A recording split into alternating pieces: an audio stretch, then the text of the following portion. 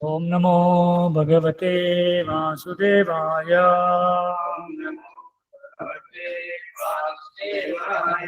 ఓం నమో భగవతే వాసుదేవాయ.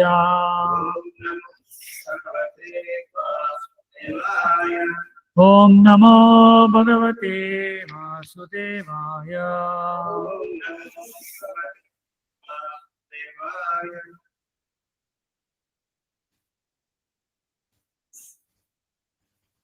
చదువుతున్నది శ్రీమద్ భాగవతము తృతీయ స్కందం అధ్యాయం 31 శ్లోకం 42.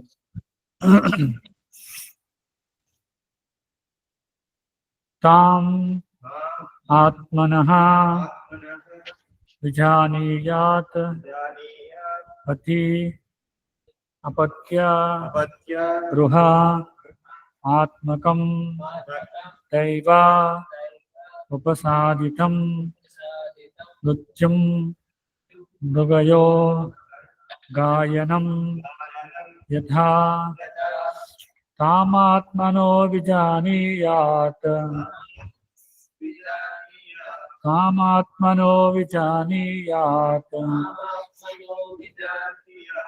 పత్యపత్యగృహాత్మకం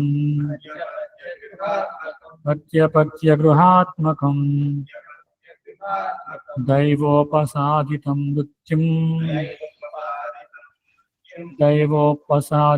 నృత్యం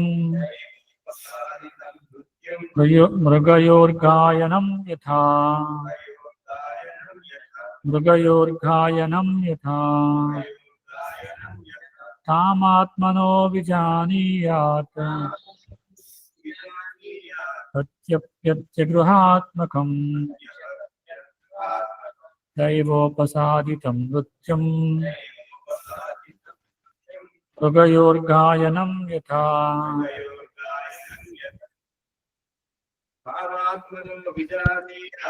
తామాత్మనో విజానీయాత్ పత్యపత్యగృహాత్మకం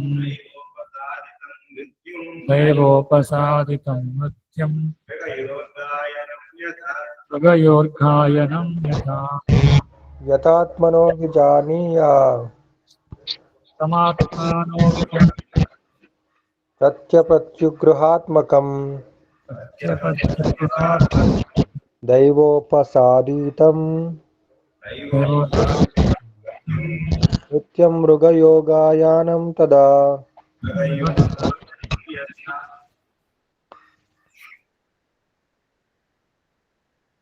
ఎవరైనా చదువుతారా? ఆన్లైన్లో ఉన్నవాడు ఎవరైనా?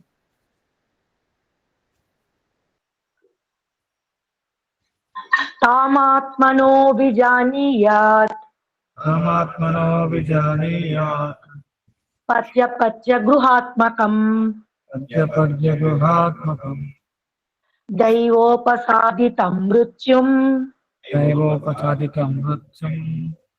మృగయోర్గాయనం యథా.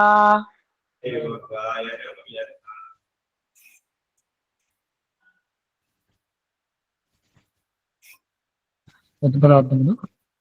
తాం భగవన్మాయ ఆత్మనః తన యొక్క విజానీయాత్ తిరగవలను పతి భక్త అపత్య సంతానము గృహము ఆత్మకం కలిగి ఉన్న దైవ భగవద్ అధికారముచే ఉపసాదితం కలిగినది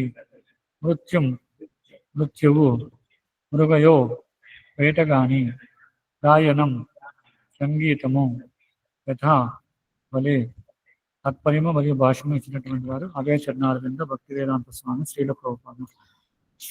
తాత్పర్యం: కనుకనే వేటగాని మధురమగు సంగీతము హరిణమునకు ముక్తివైనట్లుగా భర్త గృహము సంతానము అనవి తన మృత్యువుకై మాయ కావించిన ఏర్పాట్లని స్త్రీ భావించవలెను. భాష్యం: స్త్రీ పురుషునికి నరకమార్గమునటే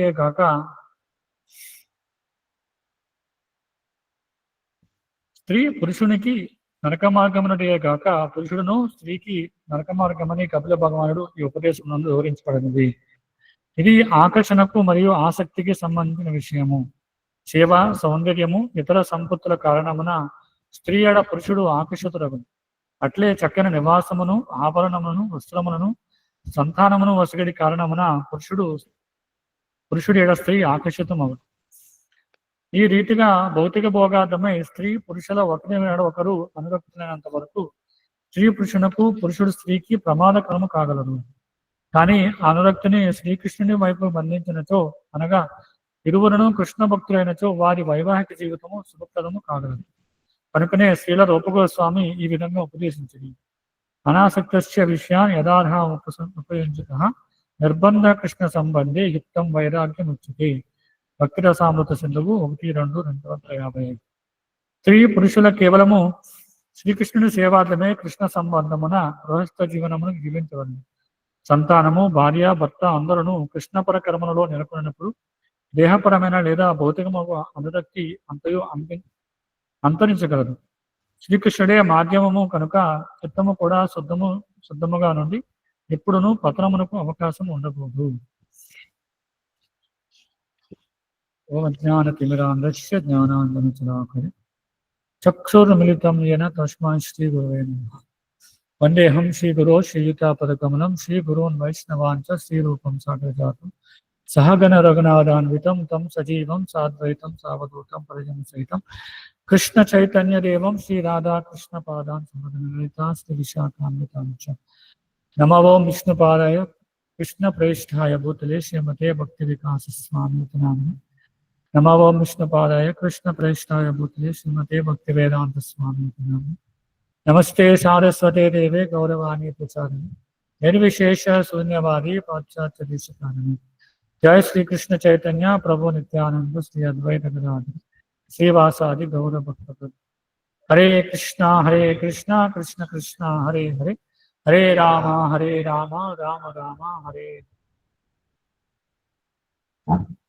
శ్రీమద్ భాగవతము 3వ స్కందం జీవుల గతులను గూర్చి కపిల భగవానుడు ఉపదేశములు అనే అధ్యాయం చర్చిస్తున్నాం. దీనిలో 42వ శ్లోకం ఈరోజు మనం చర్చించిపోతున్నాం. కనుకనే వేటగాని మధురమగు సంగీతము హరిణమునకు మృత్యువైనట్లుగా భర్త, గృహము, సంతానం అనేవి తన మృత్యువుకే మాయ కావించిన ఏర్పాట్లని స్త్రీ భావించవలెను. ముఖ్యంగా ప్రభుపాదుల వారు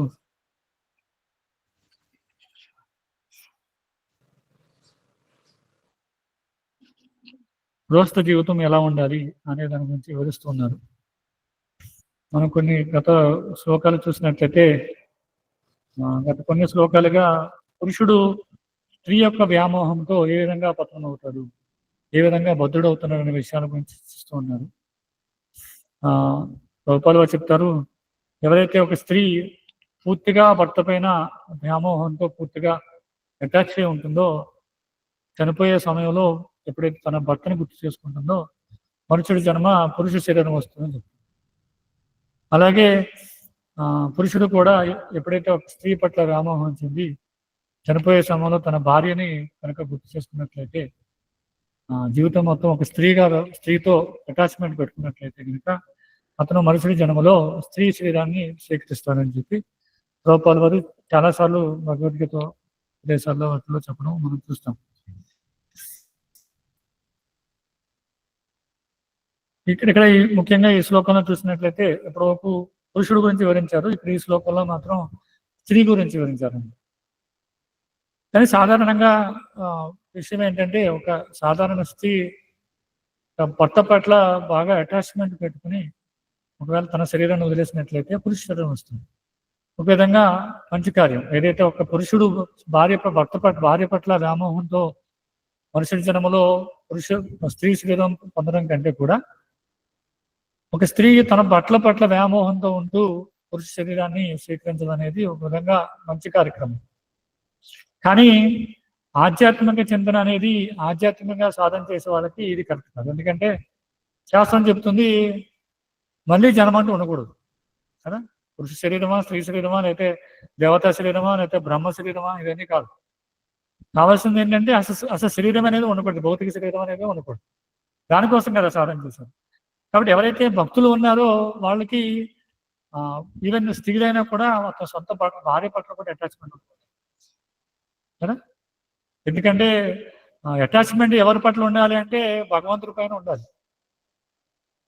కాబట్టి ఇక్కడ లోపల చెప్పే విషయం ఏంటంటే భౌతికమైన వ్యవహారంలో భర్త పట్ల అటాచ్మెంట్ ఏదైతే ఉందో దాన్ని పోగొట్టుకుని ఆధ్యాత్మికంగా కృష్ణుడి వైపు ఆ అటాచ్మెంట్ ని మళ్ళించుకోవాలి అని చెప్తున్నారు.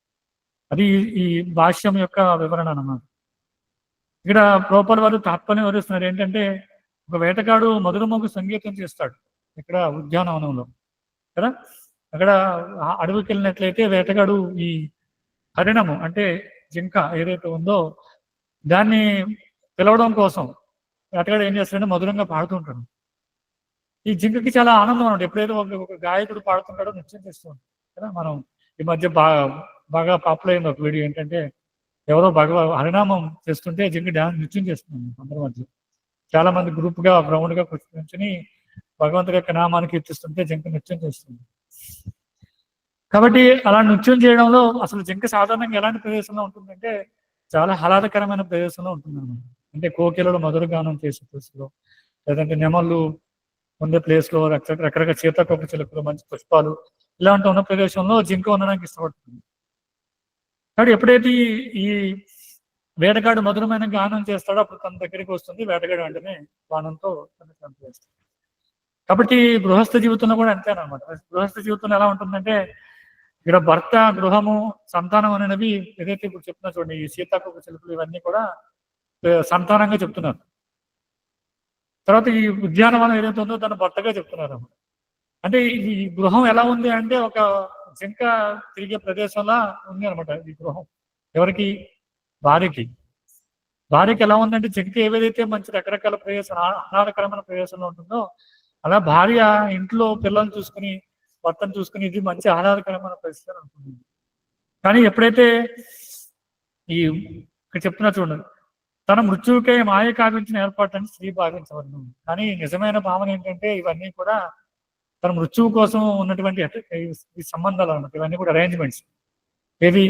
కుటుంబ వ్యవహారాలు అయితే ఉండొచ్చు, అటాచ్మెంట్ ఏదైతే ఉందో అదంతా కూడా మృత్యువుకే మాయ కావించబడిన ఏర్పాటని స్త్రీ భావించాలన్నమాట. కాబట్టి అటాచ్ అయిపోకూడదు అనమాట. అంటే మరి అటాచ్ అవ్వకపోతే మరి కుటుంబాన్ని ఏ విధంగా చూసుకోవాలి? ఇప్పుడు భార్య భర్త పట్ల అటాచ్మెంట్ కాలేదనుకోండి, అంటే సంబంధాన్ని కలిగి ఉండలేదు అనుకోండి, అప్పుడు ఏమవుతుంది? ఇంట్లో కావాల్సిన గృహ కార్యక్రమాలు ఏమంటే వచ్చేది కదా.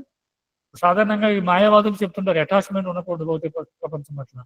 అంటే దాని అర్థం ఏంటంటే పూర్తిగా త్యజించాలి, భౌతిక ప్రపంచాన్ని పూర్తిగా త్యజించాలి. అంటే భౌతిక ప్రపంచంలో ఉన్న వస్తువు ఏది కూడా నాకు సంబంధం లేదు, ఎందుకంటే నేను అతీతమైన వాడిని. కాబట్టి భౌతిక ప్రపంచానికి అతీతమైన వాడిని కాబట్టి భౌతిక ప్రపంచంలో ఉన్న దేనిని కూడా నేను స్వీకరించనని చెప్తున్నాను. అది భగవత్ సేవకు ఉపయోగపడుతుందా, ఉపయోగపడదా, దేనికి వాడాలి, ఎలా వాడాలి, ఇవన్నీ పక్కన పెట్టండి, మొత్తం త్యజించాలి. మాయావాదులు చెప్పే ఈ వైరాగ్యం ఏదైతే ఉందో అది కరెక్ట్ కాదు. కాబట్టి ఒక స్త్రీ భర్తతో అటాచ్మెంట్ కలిగి ఉండాలి, కానీ ఏ స్థాయిలో కలిగి ఉండాలంటే ఇక ప్రభుపాదులు చెప్తున్నారు ఇది కృష్ణ సంబంధంగా ఉండాలి. అందుకే ప్రభుపాదులు ఇచ్చినటువంటి భాష్యం చివరిలో చెప్తున్నారు అన్నమాట.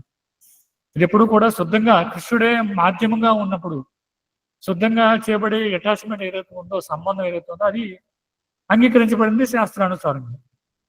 కానీ ఎప్పుడైతే ఈ బయట వాళ్ళు ఉంటారో, కర్మిష్ఠులు ఉంటారో, వాళ్ళు సంబంధం ఎలా ఉంటుంది కదా. ఎలా ఉంటుందంటే భర్త భార్యకు కావాల్సినటువంటి వస్తువులు ఏవో తీసుకొస్తుంది. మంచి చీర కదా, మంచి దగదగలాడే బంగారం, లేదంటే మంచి గృహం నిర్మిస్తాడు కదా, భార్య కోసం మంచి గృహం నిర్మిస్తాడు, మంచి కారు కొంటాడు. భౌతికమైన వస్తువులు ఎన్నో కూడా కొంటూ భార్యకి ఆనందాన్ని ఇస్తుంటాడు కదా. కొన్ని సర్ప్రైజ్ చేస్తుంటాడు. ఈరోజు బర్త్డే అయితే ఉదయం అర్ధరాత్రి 12 గంటలు లేపి మంచి గిఫ్ట్, మంచి డైమండ్ నెక్లెస్ అయితే మంచి శారీ చూపిస్తుంటాడు. అప్పుడు ఏమవుతుందంటే భార్యకి ఇంకా అటాచ్మెంట్ పెరుగుతుంది. నా భర్త నా కోసం సర్ప్రైజ్ చేశాడు కదా, సర్ప్రైజ్ చేశాడు కాబట్టి ఇంకా కోరిక పెరుగుతూ ఉంటుంది. ఆ కోరిక ఎలా తీసుకెళ్తుందంటే చివరికి మైదానం వైపు తీసుకెళ్తుంది కదా. భౌతిక ప్రపంచంలో జరిగేది ఏంటి? బాగా ఒకరినొకరు సంతృప్తి పరుచుకుంటే రకరకాల గిఫ్ట్ల ద్వారాను, లేదంటే ఏదో సర్ప్రైజ్ చేయడం ద్వారాను చివరికి దేనికి తీసుకెళ్తుందంటే అది మైదానంతో క్లోజ్ అవుతుంది అంతేనా. సాధారణంగా భౌతిక ప్రపంచంలో జరిగేది అదే. ఎవరైనా అప్పుడు ప్రేయసీ ప్రియులుగా చాలా మంది తిరుగుతూ ఉంటారు, భార్యాభర్తలుగా తిరుగుతుంటారు, ఫ్రెండ్స్గా తిరుగుతుంటారు.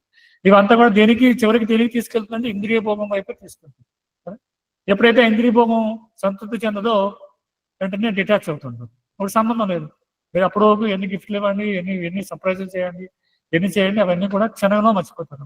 ఎప్పుడు ఒకరినొకరు సంతృప్తి పరుచుకున్నప్పుడు, ఒకళ్ళ ద్వారా సంతృప్తి పడనప్పుడు వెంటనే ఆ సంబంధం క్లోజ్ అయిపోతుంది కదా. అందుకే చూడండి, ఇప్పుడు కలియుగంలో చాలా మంది విడాకులు తీసుకుంటున్నారు కదా. విడాకులు ముందు ఎలా ఉంటుంది వాళ్ళ సంబంధం? చక్కగా చూడండి, ప్రీ వెడ్డింగ్ షూట్ కదా, ప్రీ వెడ్డింగ్ షూట్ తీసుకుంటారు, పెళ్లికి ముందే కలుస్తుంటారు.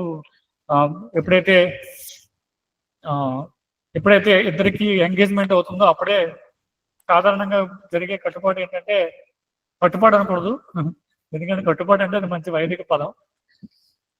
సాధారణంగా జరిగేది ఏంటంటే, పురుషుడు వెంటనే ఒక మొబైల్ కొనిస్తాడు అమ్మాయికి, పెళ్లి సంబంధం కుదిరిన వెంటనే. ఎందుకంటే దగ్గర అవడం కోసం, ఇది ఒక సర్ప్రైజ్ అనమాట. కాబట్టి ఏమనుకుంటున్నావు, నాకు పెళ్ళి ముందే మంచి మొబైల్ కొనిచ్చాడంటే పెళ్ళాక చాలా బాగుంటుంది నాకు, అప్పుడు మొదలవుతుంది కదా.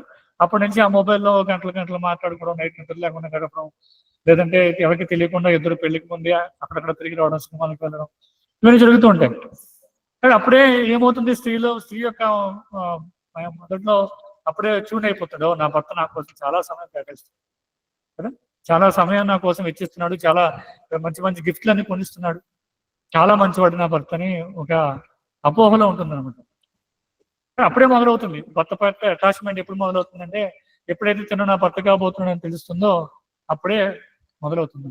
కానీ పూర్వం మనం సంస్కృతి చూసినట్లయితే అలా ఉండేది కాదు కదా.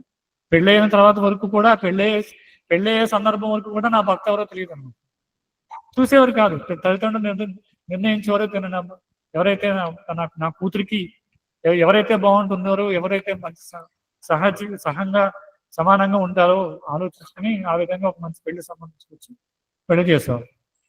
ఎప్పుడైతే జీలకర్ర బెల్లం పెట్టుకుంటారో ఆ సందర్భంలో మాత్రం నేరుగా ఒకరిలో చూసేవారు. అప్పుడు కూడా ఏ విధమైన అటాచ్మెంట్ ఉండేది కాదు, ఏ విధంగా కూడా స్త్రీ ఈ విధమైన వ్యవహారంలో ఉండేది కాదు కదా. దాని తర్వాత ఏమవుతుంది, వివాహం అవుతుంది, ఒక ఉమ్మడి కుటుంబం ఉంటుంది కదా, ఒక పెద్ద గృహం ఉంటుంది. గృహంలో ఒక్కొక్క పుత్రుడు నివసించడానికి ఒక్కొక్క రూమ్ ఉంటుంది, ఒక్కొక్క గది ఉంటుంది కదా, ఒక గది ఉంటుంది, అందరూ కలిసి ఉంటారు. ఉదయం మొత్తం కూడా, ఉదయం నుంచి సాయంత్రం వరకు కూడా స్త్రీలందరూ కలిసి రకరకాల ఇంట్లో పనులు చేసుకుంటూ ఉంటారు. పురుషులందరూ బయటకు వెళ్ళి వ్యవసాయం చేయడము, వ్యాపారం చేయడము, దీంట్లో నిమగ్నం అవుతారు. అసలు మీరు ఉదయం 5 గంటల్లో 4:30 గంటల్లో వేసిన వ్యక్తి సాయంత్రం వరకు మళ్ళీ భార్యతో కలిసే అవకాశం లేదు, భార్యతో మాట్లాడడం కూడా అవకాశం లేదు. ఎందుకంటే స్త్రీలందరూ కూడా ఒక చోట ఉండి పిండులు రుబ్బుకోవడము, గడ్లు చేయడానికి తిరగలు తిప్పడము, ఏదో పనిలో కారం దంచడం, ఏదో పనులు నిమగ్నం అవుతూ ఉంటారు. ఎవరు ఒకరినొకరు కలిసి ఏదో విడిగా ఒక రూమ్ లో ఉండి మాట్లాడుకోవడము, లేకపోతే కలిసి టీవీలు చూడడము ఆ సంస్కృతి లేదు.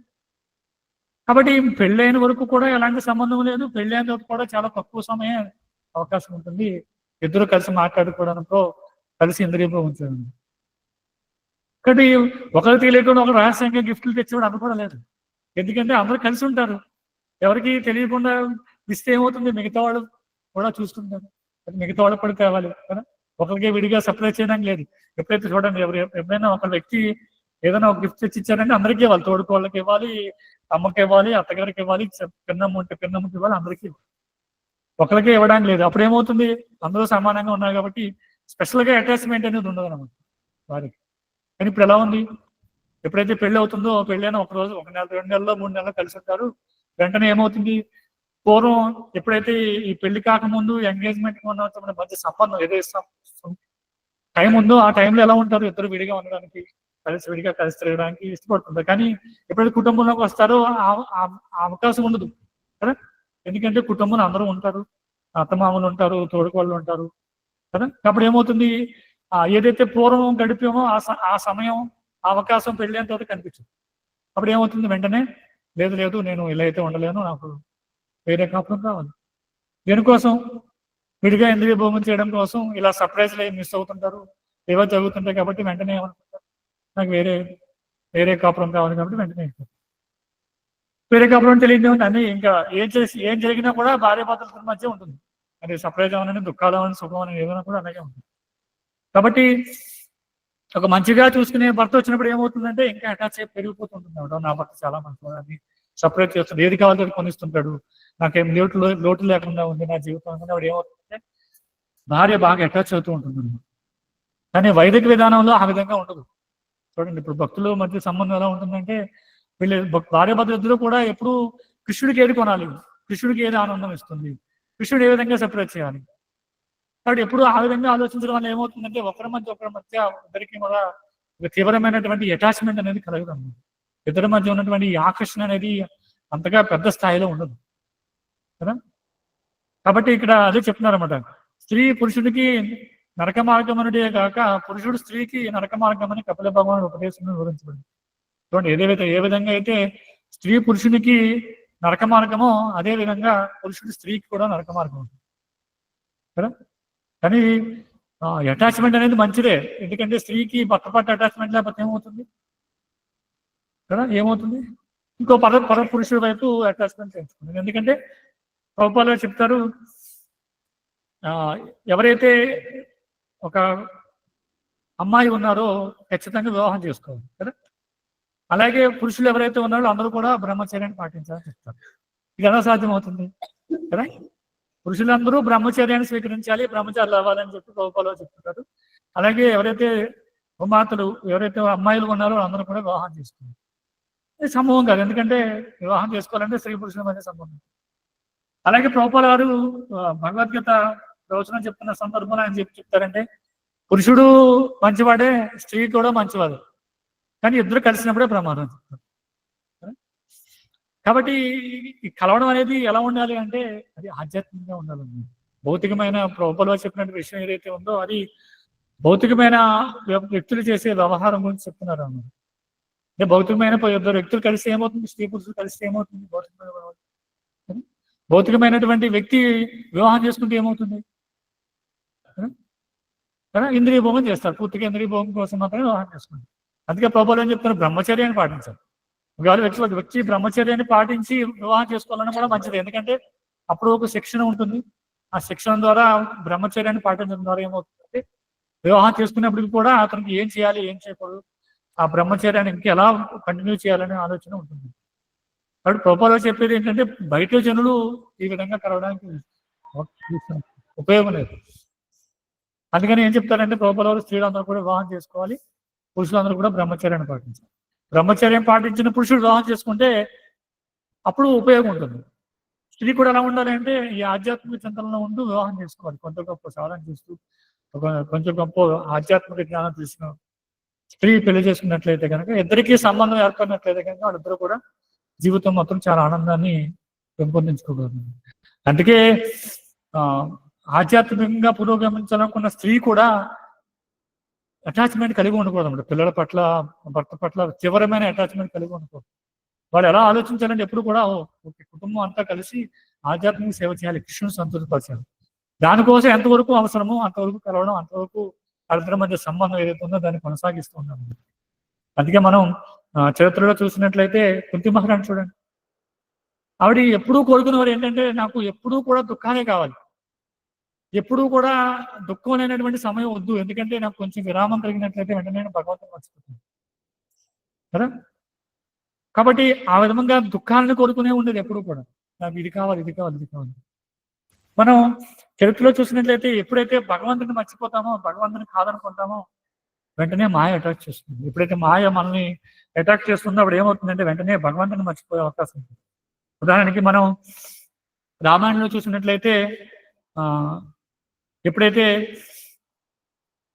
రామునికి పట్టాభిషేకం చేయాలని నిర్ణయించుకున్నారో అప్పుడు వెంటనే మందరికి తెలుస్తుంది కదా, మందరు అడుగుతుంది ఏమి జరుగుతుంది అంటే అందరూ ఆనందంగా ఉన్నారు ఏంటి అంటే మందరికి విషయం తెలుస్తుంది అనమాట. ఇలా రాముడికి రేపొద్దున పట్టాభిషేకం చేయబోతున్నారు అనే విషయం తెలిసి మందరికి వెంటనే కోపం వచ్చి వెంటనే కైకేయి దగ్గరికి వెళ్తుంది. కైకేయి దగ్గరికి వెళ్ళి విషయం చెప్తుంది, ఇలా రాముడికి పట్టాభిషేకం చేయబోతున్నారు. కైకేయి మొదట ఏం చేస్తుంది, చాలా ఆనందపడుతుంది, ఓ చాలా మంచి శుభవార్త చెప్పావు, చాలా ఆనందంగా ఉంది నాకు అని చెప్తుంది. అప్పుడు కైకేయి మందరు ఏం చేస్తుందంటే ఇదేంటి నీకు దుఃఖకరమైన విషయం చెప్తే నువ్వు ఎందుకు ఆనందిస్తున్నావు కదా, నువ్వు ఈ పట్టాభిషేకం ఎవరికి చేయాలి, నీ పుత్రుడు చేయాలి, రాముడు చేస్తుంటే నువ్వెందుకు ఆనందపడుతున్నావు అంటే అప్పుడు కైకేయి యొక్క పరిస్థితి ఏంటంటే రాముడు నా పుత్రుడు కాదనే ఆలోచన లేదు అసలు. చూడండి, ఎప్పుడైతే మందర వస్తుందో మందర వచ్చి ఈ విషయం మందర వచ్చి ఈ ఏదైతే ఈ తప్పుడు విధానంలో హితబోధ చేస్తుందో అప్పుడు కూడా కైకేయికి తెలియదు రాముడు నా పుత్రుడు కాదని. కానీ ఎప్పుడు కూడా రాముడు కూడా నా పుత్రుడే, నా స్వయంగా నా సొంత పుత్రుడే అని ఆలోచనగానే ఉండేవారు అందరూ. ఎలాగైతే బృందావనంలో ఈ బృందావన వాసులు ఏ విధంగా కృష్ణుని తన సొంత సంతానంగా ఫీల్ అయ్యేవారో, గోపికలు అందరూ తన సొంత ప్రియుడిగా ఫీల్ అయ్యేవారో, అదంతా రాముడి గురించి కూడా అందరూ అలాగే ఫీల్ అయ్యేవారు. అందరూ కూడా తన సొంత పుత్రుడిగా, సొంత సోదరుడిగానే అందరూ కూడా వాళ్ళ వ్యవహారం ఆ విధంగా ఉండేది. చూడండి, ఇప్పుడు కృష్ణుడు ఉన్నప్పుడు యశోదామాతకి అందరూ కంప్లైంట్ చేస్తూ ఉండేవారు కదా. కృష్ణుడు వచ్చి ఇలా ఉట్టికి కట్టిన కొండను పగలగొట్టాడు, వెన్న కూతురికి పంచాడు, ఇవన్నీ కంప్లైంట్ చేస్తున్నారు. కానీ వాళ్ళ యొక్క భావం ఏంటంటే ఆ కృష్ణుడు యొక్క నామాన్ని తలచాలి, ఎప్పుడు కృష్ణుడి గురించి చెప్పడం కోసం వాళ్ళ యొక్క ఆలోచన అనమాట. అంతేగాని భౌతిక ప్రపంచంలో చూడండి, మీ కుక్క మా ఇంట్లోకి వచ్చింది, మా కుక్కతో సాంగత్యం చేసుకుని అయితే మా ఇంటిని మొత్తం పాడు చేసుకుని ఎట్టి బస్సు రావడానికి వీలులేదు. అయితే మీ కొడుకు మా ఇంట్లోకి వచ్చి మా అబ్బాయిని చెడగొడుతున్నాడు కదా, కాబట్టి ఎట్టి బస్సులో మా ఇంట్లోకి రాకుండా చూడండి, మా అబ్బాయితో కలవకుండా చూడండి, సీరియస్గా చెప్తారు. వాళ్ళ భావం ఏంటంటే అసూయ కదా. నా పుత్రుడితో ఈ పుత్రుడు కలుస్తున్నాడు కాబట్టి ఏదో నా పుత్రుడు చాలా గొప్పవాడు, పక్కింటి పుత్రుడు వచ్చి నన్ను మా పుత్రుడిని చెడగొడతాను అనుకుంటారు. ఎవరైనా ఇలాగే అనుకుంటారు.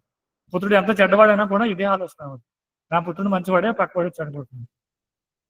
కాబట్టి అక్కడ ఏదైతే బృందావనం ఉందో ఆ బృందావన లీలలో భాగంగా ఎవరు యశోదమాతకి ఈ విధంగా కంప్లైంట్ చేయలేదు. వారి యొక్క ఆలోచన ఎప్పుడు కృష్ణుడికి కీర్తించాలి, కృష్ణుడి యొక్క నామాన్ని చెప్పాలి. కృష్ణుడు చెప్తున్నప్పుడు కృష్ణుడు ఇలా చేసినప్పుడు వాళ్ళకి ఆనందం వస్తున్నాడు, ఆనందం పెంపొందుతూ ఉంది. అంటే అదే విధంగా ఇక్కడ కైకేయి యొక్క భావం ఏంటంటే అసలు రాముడు తన పుత్రుడు కాదనే ఆలోచన ఎప్పుడూ లేదు. ఎప్పుడైతే ఈ మాయ ఏ విధంగా ఈ మాయ మందర రూపంలో మాయ వచ్చి అటాచ్ చేస్తుందో వెంటనే ఏమైంది, అప్పుడు మొదలైంది అనమాట. అసలు నా పుత్రుడికి కదా కావాల్సింది. కాబట్టి అందుకే ఇక్కడ బుద్ధి మహారాణి ఏం కోరుకున్నారంటే ఎప్పుడు కూడా నాకు ఇది వద్దు, నాకు అసలు ఈ ఆనందంగా ఉండే క్షణాలు కొంచెం కూడా వద్దు. ఎందుకంటే ఎప్పుడైతే నాకు ఆనందం కలుగుతుందో వెంటనే నేను కృష్ణుని మర్చిపోతాను. కాబట్టి అది వద్దనే కోరుకుంటున్నాను. ఇది ఆకర్షణకు మరియు ఆసక్తికి సంబంధించిన విషయము. సేవా సౌందర్యము ఇతర సంపత్తుల కారణమున స్త్రీయడ పురుషుడు ఆకర్షితులకు, అట్లే చక్కని నివాసమును ఆభరణమును వస్త్రమును సంతానమును వచ్చేటి కారణమున పురుషుడు ఎడ స్త్రీ ఆకర్షితమగును. ఈ రీతిగా భౌతిక భోగార్థమై స్త్రీ పురుషులు ఒకరినొకరు ఎడ అనురక్తులైనంత వరకు పురుషుడు స్త్రీకి ప్రమాదకారం కాగలదు. చూడండి, భౌతికమైన వ్యవహారం ఎలా ఉంటుందంటే ఇక్కడ చూడండి ఏం చెప్తున్నారు. ఇది ఆకర్షణ మరియు ఆసక్తికి సంబంధించిన విషయం. ఏది ఈ స్త్రీ పురుషుల మధ్య సంబంధం ఏదైతే ఉందో, సాధారణ స్త్రీ పురుషుల మధ్య సంబంధం ఏదైతే ఉందో ఇది ఆకర్షణకు ఆసక్తికి మధ్య ఉన్న సంబంధం. కానీ ఆసక్తి ఆకర్షణ దేని పట్ల ఉండాలి అంటే భగవంతుడి పట్ల ఉండాలి. కానీ భౌతికమైన వ్యవహారాలు ఎలా ఉంటుంది, స్త్రీ పురుషుడి పైన, పురుషుడు స్త్రీ పట్ల ఆకర్షణ కలిగి ఉంటారు తప్ప వాళ్ళు భగవంతుడి గురించి ఆలోచించే అవకాశమే లేదు. వీడిద్దరి మధ్య ఉన్న ఆకర్షణ దేనికి దారితీస్తుంది, సంతానానికి దారితీస్తుంది కదా. ఎప్పుడైతే సంతానం వస్తుందో ఈ ఇద్దరి మధ్య ఆకర్షణ ఏమవుతుంది, మళ్ళీ సంతానం పైన దానికి ఆకర్షణ వాళ్ళ వైపు మలుతుందండి కదా. అప్పుడు ఏమవుతుంది, మళ్ళీ ఎప్పుడైతే సంతానం పట్ల ఆకర్షణ మలుతుందో ఆ సంతానం పట్ల ఇద్దరు కూడా అటాచ్మెంట్ పెంచుతుంది, సంతానానికి ఇస్తుంటారు.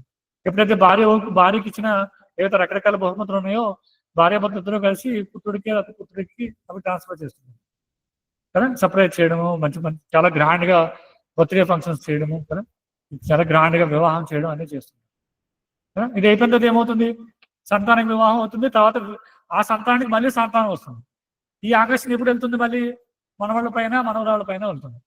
ఇది పోదు. ఇది భౌతిక ప్రపంచంలో ఉన్నంత వరకు ఎప్పుడైతే కృష్ణుడికి అటాచ్మెంట్ అవ్వకుండా కృష్ణుడి వైపు మన యొక్క దృష్టిని మళ్లించకుండా ఉంటామో అప్పుడు వరకు కూడా ఇది పుత్రుడికి మనవుడికి, తర్వాత ఇంకెవరున్నారు, మనవడు కొడుక్కి, ఇలా బతుకున్నంత కాలం చివరికి మునిమానవుడు అంటారు కదా.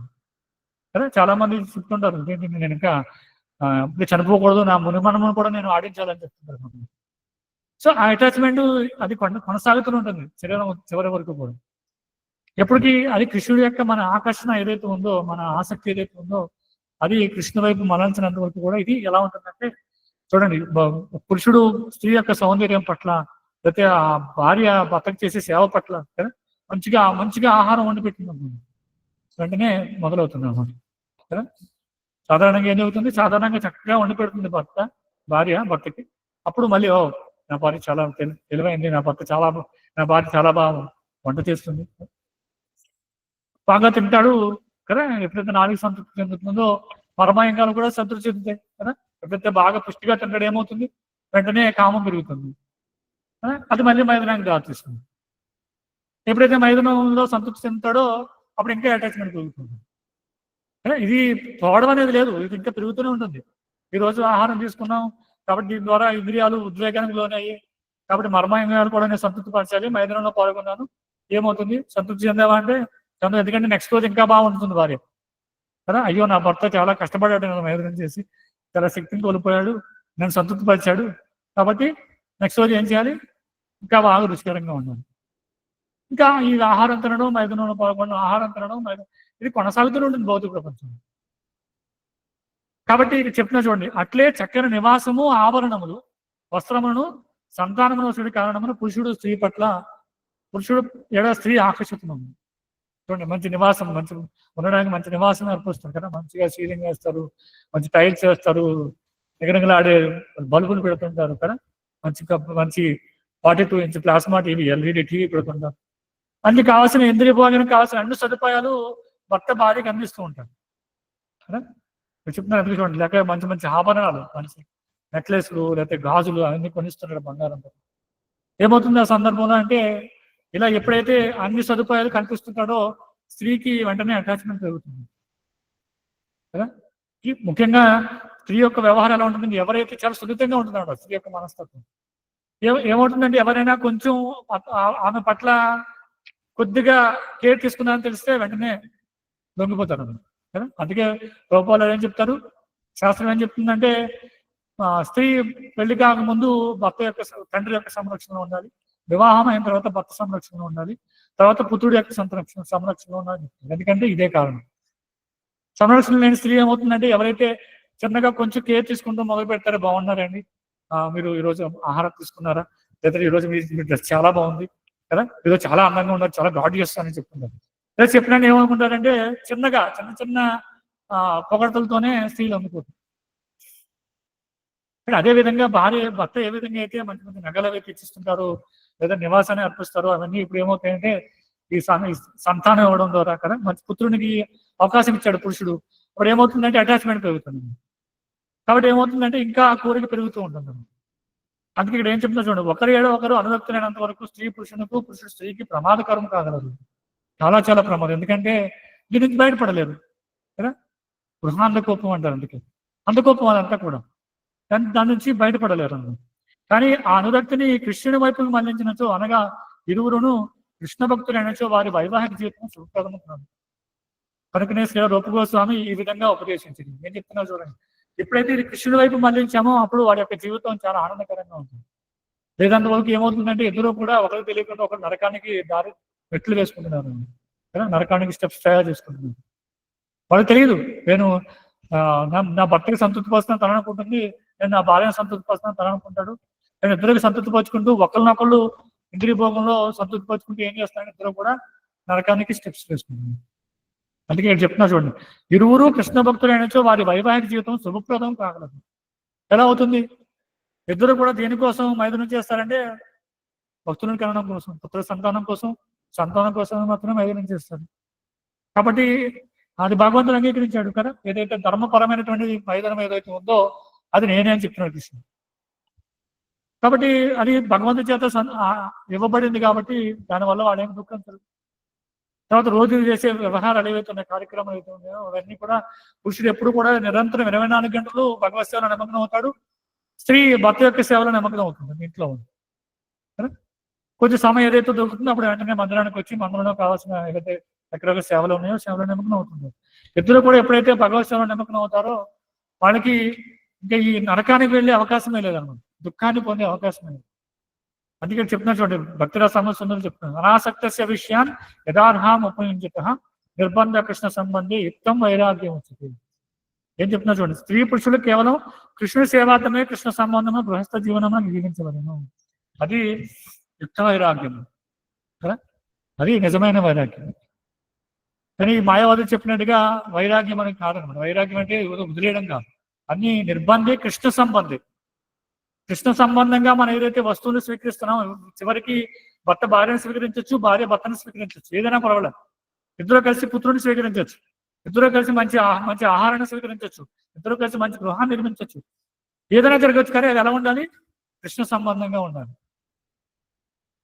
కాబట్టి అప్పుడు ఎప్పుడైతే కృష్ణ సంబంధంగా ఇవన్నీ కూడా తీసుకుంటామో, ఇవన్నీ స్వీకరిస్తామో, అప్పుడు చేసి ఏదైతే కొంచెం ఇంద్రియ భోగం ఉందో అది కూడా అనుమతించబడింది. ఎందుకంటే ఆహార నిద్ర మైదనాలు లేకుండా కష్టం జీవించడం. కానీ అవి ఏ విధంగా ఉండాలంటే కృష్ణ సంబంధంగా ఉండాలి. అందుకే నిర్బంధ కృష్ణ సంబంధం యుక్తం వైరాగ్యం వచ్చింది. స్త్రీ పురుషులు కేవలం కృష్ణుడి సేవార్థమే కృష్ణ సంబంధమైన గృహస్థ జీవనం జీవించబడదు. కాబట్టి ఈ సందర్భంగా ఒక మంచి ఉదాహరణ ఏంటంటే రామానుజాచార్య ఆయన దగ్గర చాలా మంది శిష్యులు ఉండేవారు అన్నమాట. చాలా మంది శిష్యులు ఉండేవారు. దానిలో చాలా ప్రీతికరమైన శిష్యులు ఎవరంటే ఒక ఒక కుటుంబం ఉంటుంది అన్నమాట. ఎవరు భార్యాభర్తలు ఉంటారు. రామానుజాచార్య చాలా ఇష్టం ఆ భార్యాభర్తలు. అక్కడ ఉన్నటువంటి శిష్యులు ఎవరైతే ఉన్నారో అందరికీ ఈర్ష్య అన్నమాట, కొంచెం అసూయ కలుగుతుంది. ఏంటి మన గురువు గారు ఎప్పుడు కూడా వాళ్ళ గురించి ఆలోచిస్తుంటారు, లేదంటే వాళ్ళ మధ్య వాళ్ళతో చాలా మంచి సన్నిహిత సంబంధాన్ని కలిగి ఉంటారు. మనమేమో కొంతమంది బ్రహ్మచారులు ఉన్నాం, ఇతర గృహస్థులు కూడా ఉన్నారు. మరి మనకన్నా ఎందుకు వాళ్ళకి ఎక్కువ ఇంపార్టెన్స్ ఇస్తున్నారని చెప్పి అసూయ పట్టుకుంటారు. ఒక శిష్యులు ఎవరు కూడా అడుగుతారు వెళ్ళి, ఎందుకు ఇలా జరుగుతుంది. జరిగినప్పుడు రామానుజాచార్య ఏం చెప్తారంటే, ఒక పని చేయండి, మీరు ఒక రోజు రాత్రి సమయంలో వెళ్ళి నా భక్తులు ఎవరైతే ఉన్నారో, శిష్యులు ఎవరైతే ఉన్నారో అతన్ని సేవ ఉంది, ఇలా మన గురువు గారు పిలుస్తున్నా అని చెప్పి తీసుకురండి. అప్పుడైతే అతను చెప్తాడో తను వస్తాడు. బయటికి వచ్చిన తర్వాత మీరు వెళ్ళి ఆమె ధరించినటువంటి బంగారం మొత్తం తీసుకొచ్చామని చెప్తారు. ఇద్దరు బయట ఉండి కిటికీలో చూస్తున్నాను జరిగింది అంతా కూడా. వీళ్ళు ఏం చేస్తారంటే పిలుస్తారు, ఇలా గురువు గారు పిలుస్తున్నారు, మీకు ఈరోజు సేవ ఉందని పిలుస్తారు. పిలిస్తే తను భర్త బయటకు వెళ్ళిపోతాడు. వీళ్ళు ఏం చేస్తారంటే భర్త బయటకు వెళ్ళిపోయిన తర్వాత వీళ్ళు కిటికీలో చూసి భార్య విశ్రమించి నిద్రపోవడం చూసి వీళ్ళు లోపలికి వెళ్ళి ఆభరణాలు ఒక్కొక్కటి తీసేస్తారు. చెవుల వరకులు, గాజులు అన్ని తీసేస్తున్నారు. తీస్తున్నప్పుడు ఒక పక్కకు పడుకుని ఉంటుంది అనమాట.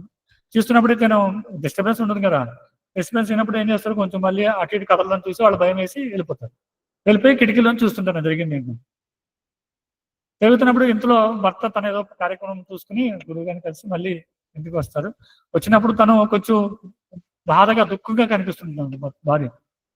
తను అడుగుతాడు, ఏంటి భార్య దుఃఖంగా ఉన్నావంటే, ఏదో కొంచెం తేడాగా కనిపిస్తున్నావు, ఏం జరిగింది అంటే ఇలా చెప్తున్నామంట. నేను ఇలా మన గురువుగారు శిష్యులు వచ్చారు, కాషాయం వేసుకుని కొంతమంది అలా వచ్చి ఆభరణాలు తీసేస్తున్నారు.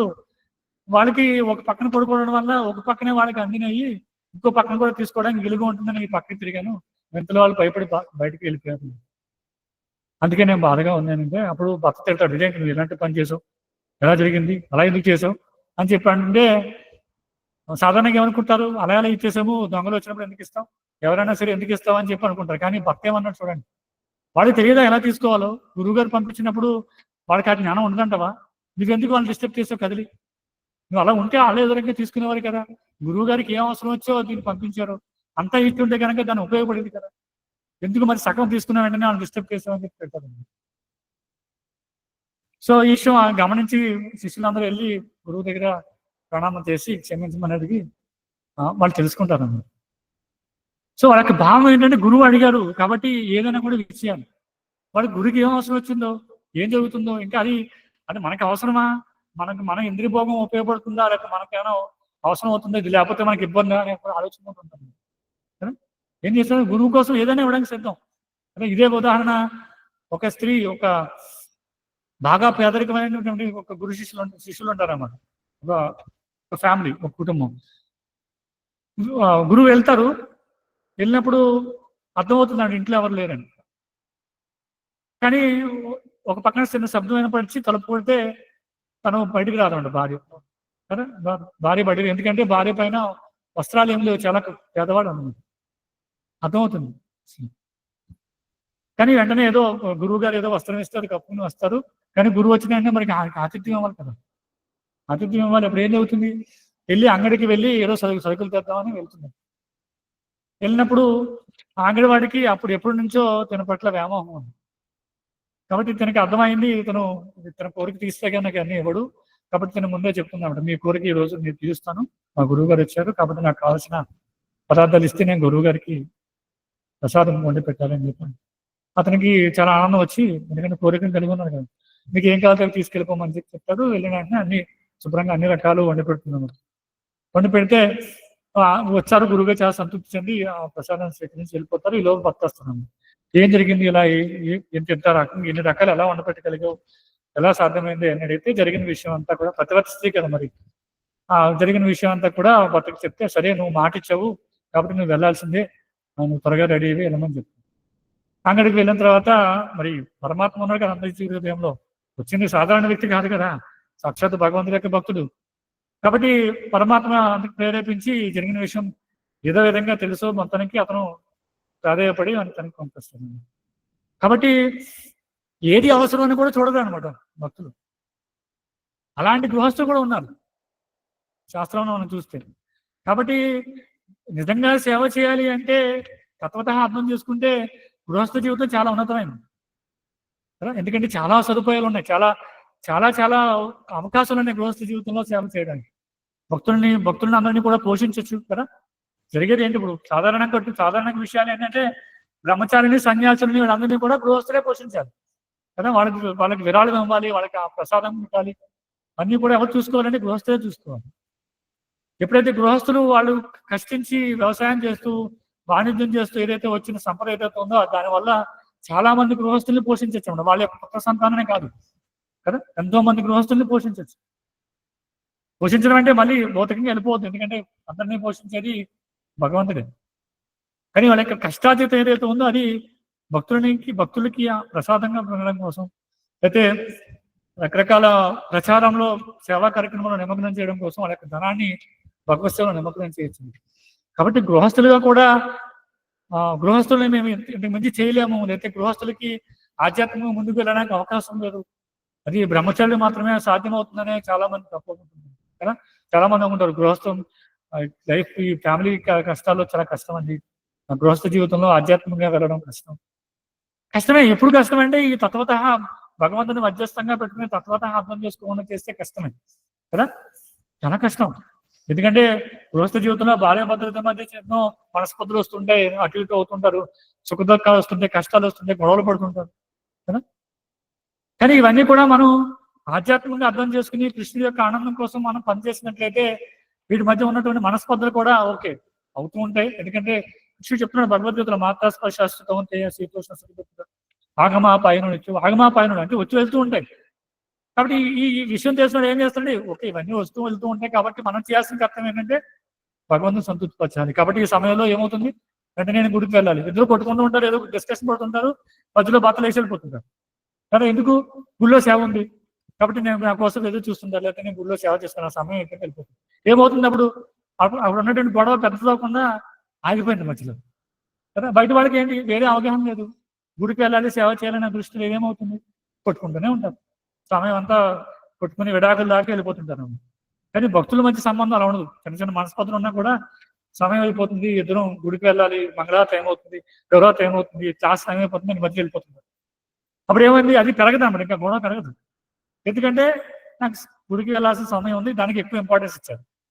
చిన్న చిన్న మనస్పర్ధలు ఉన్నాయి కానీ ఇంపార్టెన్స్ దేనికి ఎక్కువ ఇచ్చారు, క్లాస్ టైం అవుతుంది, గురు పూజ టైం అవుతుంది కాబట్టి వెళ్ళిపోవాలనుకున్నప్పుడు వస్తారు, చక్కగా శ్రవణం చేస్తారు. ఆ సమయంలోనే ఇలా భార్య భద్రమైన సంబంధంలో ఉండకూడదని ఎవరో అవసరం చెప్తుంటారు, మరి రోజు ఇంటికి వెళ్ళి మళ్ళీ ఎవరి కార్యక్రమాలు తీసుకుంటారు. కానీ ఎక్కువ అవకాశం ఉంటుందంటే ఆధ్యాత్మికంగా ఎక్కువ అవకాశం ఉంది, కలిసి ఉండడానికి. కానీ భౌతికంగా అలా లేదు, కొట్టుకుని విడాకులు దాకా కొట్టుకుంటూనే ఉంటారు, కొట్టుకుంటూనే ఉంటారు.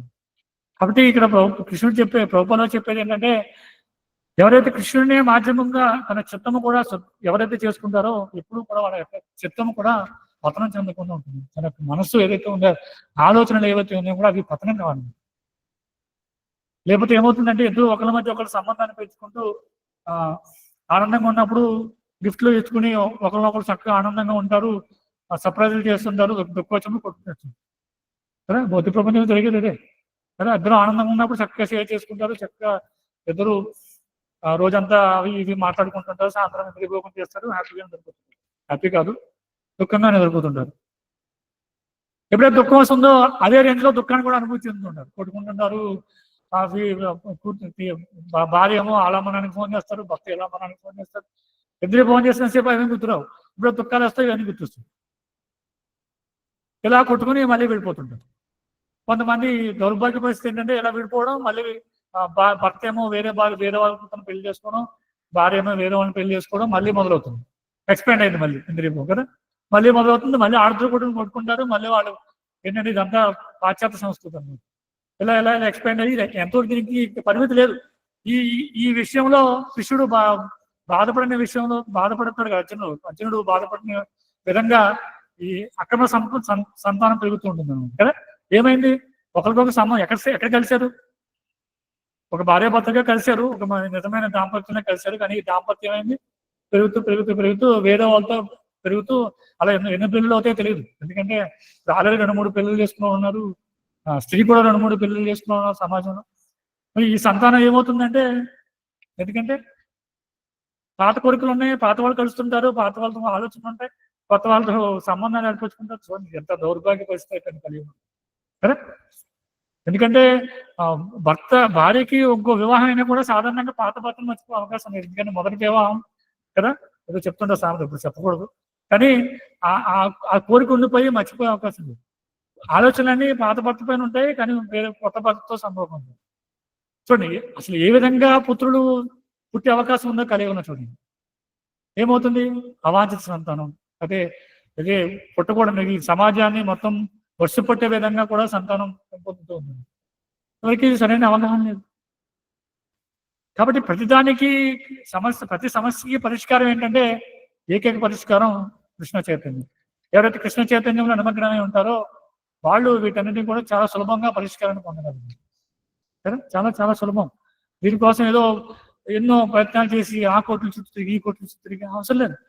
నిజంగా ఒక విధంగా సమస్య ఉందనుకుంటే గురువు దగ్గర వస్తే సమస్యను పరిష్కరిస్తారు. నిజంగా ఒక భక్తులు నిజంగా, ఎందుకంటే భౌతిక ప్రపంచం ఇద్దరు కలిసినప్పుడు ప్రమాదం ఉంటుంది ఖచ్చితంగా. ఏదో జీవితం మొత్తం సాఫీగా వెళ్ళిపోయి ఇద్దరు నిరంతరం హరినామాన్ని జపిస్తూ ఆ స్థాయి ఉంది. ఎందుకంటే కుటుంబ వ్యవహారాలంటే ఖచ్చితంగా దుఃఖాలు ఉంటాయి. ఖచ్చితంగా ఇద్దరి మధ్య మనస్పతులు ఉంటాయి. అవి లేకుండా ఇంపాసిబుల్ అనమాట. ఎవరో బాగా శుద్ధ భక్తులు పూర్వం నుంచి శుద్ధ భక్తి చేసి కలిసి ఎవరో కొంతమంది మనం చూడొచ్చు. కొంతమంది భక్తులు ఉన్నారు, ప్రభుపాద శిష్యులు ఎవరో కొంతమంది చెప్పొచ్చు. మిగతా వాళ్ళందరి కుటుంబంలో ఖచ్చితంగా సమస్యలు ఉంటాయి. ఇప్పుడు ఆ సమస్యల్ని పరిష్కరించుకోవడం కోసం మళ్ళీ భౌతికమైన పరిష్కారం కోసం వెళ్ళకూడదు. అంటే ఏదో లాయర్ని పెట్టుకోవడము, కోర్టులు చుట్టడం అది కాదు. మళ్ళీ గురువు దగ్గరికి వెళ్ళాలి. గురువు దగ్గరికి వచ్చి గురువు దగ్గర మళ్ళీ సాష్టాంగ ప్రణామం చేసి, గురువు గారు ఇలా ఉంది ఆ సమస్య, మేము ఇలా జరుగుతుంది, మేము ఏం చేయాలి అని చెప్తే అప్పుడు గురువు ఆధ్యాత్మికంగా పరిష్కారం ఇస్తాడు అన్నమాట. మీరు దీనికోసం ప్రయత్నం చేస్తున్నారు, కానీ అది కాదు చేయాల్సింది. మీ ప్రయత్నం ఎలా ఉండాలంటే కృష్ణుని సంతృప్తి కోసం. ఎక్కడో లోపం ఉంది, మీలో మీరు సంతృప్తి పరచుకోవడం కోసం కొట్టుకుంటున్నారు. ఎప్పుడైతే కృష్ణుడు సంతృప్తి చేయడం కోసం కొట్టుకుంటారో అప్పుడు ఇబ్బంది లేదని కదా. సాధారణంగా నన్ను పూర్వం ఎవరో అడిగారు, ఒక రీసెంట్గా వివాహమైన ఒక వ్యక్తి అడిగారు అన్నమాట. వాళ్ళిద్దరూ చాలా తీవ్ర స్థాయికి వెళ్ళిపోయారు. వివాహమైన కొత్తలోనే తీవ్ర స్థాయికి వెళ్ళిపోయి ఆల్మోస్ట్ విడాకులు చేసిన స్థాయికి వెళ్ళిపోయారు వివాహమైన సంవత్సరంలో. నన్ను అడిగారు అనమాట, ఏంటి ప్రభు ఇలా జరుగుతుంది, అసలు అందరి ఇళ్లలో ఉంటాయా, లేకపోతే మా దాంట్లో ఉందా, ఏంటి సమస్య, ఎందుకు ఇలా జరుగుతుంది అని అడిగారు అన్నమాట. అడిగితే నేను అన్నాను, ఇది ఎప్పుడు ఒక అవగాహన ఏంటంటే అందరూ కలిసి గురువుని ప్రభుపాదని సాటిస్ఫై చేయాలనుకున్నప్పుడు ఇవి రావు. మనలో మనం ఏదో వేరే ఆలోచన ఏదో ఉంది, ఏదో ఎవరో సాటిస్ఫై చేయాలనుకుంటున్నాం. కాబట్టి అప్పుడు దీని నుంచి బయటపడలేం. ఎప్పుడైతే ప్రభుపాన్ని సాటిస్ఫై చేయాలనుకున్నప్పుడు చిన్న చిన్న గొడవలు అయినా కూడా ఏమనుకుంటామంటే ఇవన్నీ తాత్కాలికమైనవే, దీనిని ఎప్పుడు వస్తుంటే పోతుంటే, కానీ మన యొక్క కర్తవ్యం ఏంటంటే ప్రభుపాద చూస్తున్నారు, ప్రభుపాద మంచి సమాజాన్ని స్థాపించాలనుకున్నారు. కాబట్టి మంచి సమాజాన్ని స్థాపించాలనుకున్న ప్రభుపాద వారి సమాజంలో మనం ఉంటూ ప్రభుపాద వారికి బ్యాడ్ నేమ్ తీసుకురాకూడదు కదా. కాబట్టి ఏం చేయాలి, ప్రభుపాద వారికి ఆ బ్యాడ్ నేమ్ తీసుకురావాలి. కాబట్టి మనం కొంచెం ఇబ్బంది అయినా కూడా కలిసే ఉండాలి, ఇబ్బంది అయినా కూడా సర్దుకుపోవాలి. అది నిజమైనటువంటి అవగాహన అన్నమాట. అది లేదంటే ఏమవుతుంది, మనం ఇంద్రియభోగం చేయాలి, మన మధ్య మనం ఏదో మనస్పర్ధ వస్తే మనం కొట్టుకోవాలి, మనకి వేరే వాళ్ళతో సంబంధం లేదు కదా అనుకున్నప్పుడు ఏమవుతుంది. సాధారణంగా పూర్వం కట్టుబాటు ఏంటంటే వివాహం ఎందుకు చేస్తారంటే అంతమందిని పిలిచి అందరూ సాక్షులు అనమాట కదా. ఇప్పుడు ఆ వివాహ వ్యవస్థ అలా కూడా లేదు. పూర్వం మొత్తం అందరినీ, ఇంట్లో వాళ్ళని, చుట్టుపక్కల వాళ్ళని అందరినీ పిలిచి, అంత ఎక్కువ మందిని పిలిచి వివాహం చేయడానికి కారణం ఏంటంటే అందరూ సమాజం చూస్తుంది, అంతమంది చూస్తుండగా నేను నా భార్యకి తాళి కట్టాను కదా, వివాహం మధ్య సంబంధం ఏర్పడింది. కాబట్టి భవిష్యత్తులో ఎప్పుడైనా కూడా భవిష్యత్తులో ఒకవేళ ఏదైనా ఇద్దరి మధ్య మనస్పర్ధలు వచ్చి ఏదైనా కొట్టుకోవాల్సి వచ్చినా కూడా అందరి వెంక చూస్తాం. మనం విడిపోకూడదు. ఎందుకంటే సమాజం అందరి ముందు కూడా మనందరం కలిసాం. ఇంట్లో కుటుంబ సభ్యులు బాధపడతారు కదా, కుటుంబ సభ్యులు మీ వైపు వాళ్ళు బాధపడతారు, మా వైపు వాళ్ళు బాధపడతారు. కాబట్టి మన పిల్లలు ఉన్నారు కాబట్టి ఎవరో బాధపడతారు. కాబట్టి ఇద్దరు కొంచెం సర్దుమనుకుని వ్యవహారం ముందుకు వెళ్ళిపోతుంది. కానీ ఇప్పుడు ఆ పరిస్థితి లేదు. కానీ భక్తుల్లో కూడా ఇలా ఉంటే ప్రమాదం. ఎందుకంటే భక్తులకు అవగాహన ఉంది, అందరూ ఆధ్యాత్మిక గురువు కాపాడుతారు, కృష్ణుడు కాపాడుతారు అవగాహన ఉన్నప్పుడు మనం ఈ సంఘంలో ఉన్నామని తెలిసినప్పుడు ఏం చేయాలి అంటే అన్నిటికీ పరిష్కారం గురువు ఇస్తాడు కాబట్టి గురువు దగ్గరికి వెళ్ళాలి. ఎందుకంటే మనం పరిష్కరించుకునేప్పుడు ఏం చేయాలంటే గురువు దగ్గర పరిష్కారం స్వీకరించాలి. కాబట్టి ముఖ్యమైన విషయం ఏంటంటే ఇక్కడ చెప్తున్నారు చూడండి, నిర్బంధ కృష్ణ సంబంధి. ఎప్పుడైతే కృష్ణుడి సంబంధంగా మనం చేస్తామో, మనం ఈ సాంగత్యంలో ఉన్నాము, మనం ఈ సంఘానికి మంచి పేరు తీసుకురావాలి, మనం ఉద్ధరించుకోవాలనుకుని ఎప్పుడైతే అనుకుంటామో అప్పుడు ఖచ్చితంగా దీని నుంచి బయట పెట్టలేము అనమాట. ఏదో గ్రాస్గా నా భార్య ఎలా చేసింది, నా భర్త ఎలా చేశాడు అని బయటకు వచ్చి చెప్పలేరు కదా. జ్ఞానికుడు కూడా చెప్తున్నాడు ఇలా చెప్పకూడదట. ఏదో బయటకు వచ్చి నా భార్య ఎలా చేసింది, నా భార్య మంచిది కాదు, నా భార్య వల్ల నాకు ఎన్నో సమస్యలు నేను చెప్పడానికి లేదు. ఎందుకంటే అలా చెప్తున్నారంటే నేను చాలా గొప్పవాడిని చెప్పుకోడు కదా. నేను చాలా గొప్పవాడిని కానీ నా భార్య వల్ల జరుగుతుంది కదా, నేను చాలా గొప్పదాన్ని నా భర్త వల్ల జరుగుతుంది అలా చెప్పడానికి కూడా. ఎందుకంటే ఆ విషయాలు నిజంగా అలాంటి పరిస్థితి వస్తే గురువుకు మాత్రమే చెప్తుంది కదా. ఎవరికి అందరికీ చెప్పడం వల్ల వాళ్ళేం సొల్యూషన్ ఇవ్వరు కదా, పరిష్కారమే రాదు. కాబట్టి చెప్పాల్సిన విషయాన్ని గురువు చెప్పి సొల్యూషన్ తీసుకుని ఇద్దరు కొంచెం సర్దుమనిగా అర్థం చేసుకుని మళ్ళీ వాళ్ళ కుటుంబ వ్యవహారాలు వాళ్ళు నిమగ్నం కావాలి. అది భక్తులు చేయాల్సిన కాదు. బయట వాళ్ళు అనుకోండి ఎప్పుడు ఇంకా ఆహార నిద్ర భయమంతులను కొట్టుకుంటూ ఉంటారు, సంతృప్తి చెందినప్పుడు విడపడుతుంటారు, సంతృప్తి చెందినప్పుడు ఇద్దరు ఆనందంగా ఉంటారు. ఇది జరుగుతూనే ఉంటుంది. అంటే భక్తులు అలా చేయడం లేదు. అందుకే చెప్పిన చూడండి, ఎప్పుడు కూడా శ్రీకృష్ణుడే మాధ్యమం కనుక చిత్తము కూడా శుద్ధముగా ఉండి ఎప్పుడునూ పతనమునకు అవకాశమే ఉండకూడదు. కాబట్టి అసలు పతనమయ్యే అవకాశమే లేదు కదా. కాబట్టి పరిష్కారం ఏంటంటే కృష్ణపర కర్మలలో నెలకొనడం. ఎప్పుడైతే కృష్ణ యొక్క సేవలో భార్యాభర్తలు కూడా నెలకొంటారో అప్పుడు మనం చూసాం, అదో ఉదాహరణ చూసాం. మహారాణి ఉండొచ్చు, అయితే రామానుజాచార్య శిష్యులై ఉండొచ్చు, ఎంతో మనం ఉదాహరణ చూసాం. వాళ్ళందరూ కూడా వాళ్ళ యొక్క భావన ఏంటంటే కృష్ణుడి సేవలో నిమగ్నం కావాలి, కృష్ణుడి సేవలో నిమగ్నం కావాలి. కానీ వాళ్ళు ఎప్పుడు కూడా దుఃఖాలు రాకూడదని కోరుకోరు, ఎప్పుడు భగవంతుడి యొక్క ఆనందం కోసం ప్రయత్నం చేస్తుంటారు. నా ఆనందం, నా భక్త వల్ల నాకు ఆనందం రావాలి, నా భార్య వల్ల నాకు ఆనందం రావాలని ఎప్పుడు కోరుకోరు. మేము ఇద్దరం కూడా కృష్ణుడికి ఆనందం చేకూర్చాలనే కోరుకుంటాం. అప్పుడు పతనం చెందే అవకాశం లేదు. హరే కృష్ణ.